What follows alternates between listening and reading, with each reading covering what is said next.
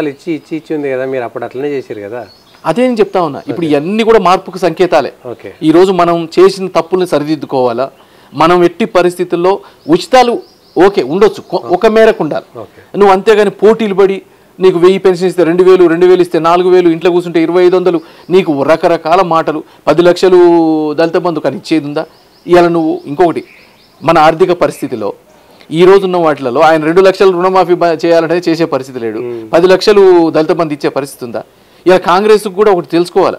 ఇలా అధికారంలోకి నువ్వు రావాలన్నప్పుడు, ఒక ముఖ్యమంత్రి కావాలనుకున్నప్పుడు, ఒక నాయకుడు అయినప్పుడు ప్రతి సంవత్సరం నీకు ఫైనాన్షియల్ డాక్యుమెంట్స్ అసెంబ్లీలో ఉంటాయి. ప్రతి ఒక్కటి నీకు కాగ్ రిపోర్ట్స్ ఉంటాయి. అసలు నీకు వచ్చే డబ్బులేని, పోయే డబ్బులేని, నీకు ఈ పరిస్థితి ఏంది, రాష్ట్ర ఆర్థిక వ్యవస్థ ఎట్లుంది, నువ్వు ఇచ్చే ముందు ఇవన్నీ చేయగలుగుతావా చేయలేవా అని చేయలేస్తారా లేదా?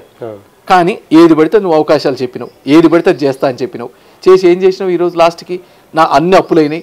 మరి అప్పుల సంగతి నీకు తెలియదా? ఆ రోజు ఈయనేమో అప్పులు చేసిందంటాడు, ఈయనేమో అప్పులు వేయలేదంటాడు.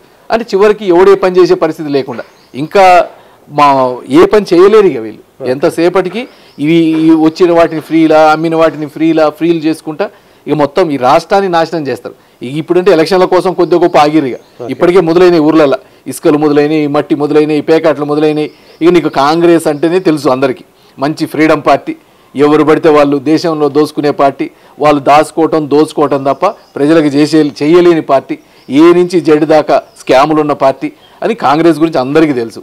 అందుకని ఈ పోటీ కాంగ్రెస్కి బీజేపీకి ఉండబోతా ఉంది. మన రాష్ట్రంలో కొన్ని చోట్లయితే వాళ్ళు పోటీలు కూడా లేరు. 35 సీట్లు గెలిచిన వాళ్ళు పోటీలు ఉన్నట్టు 545 సీట్లల్లో.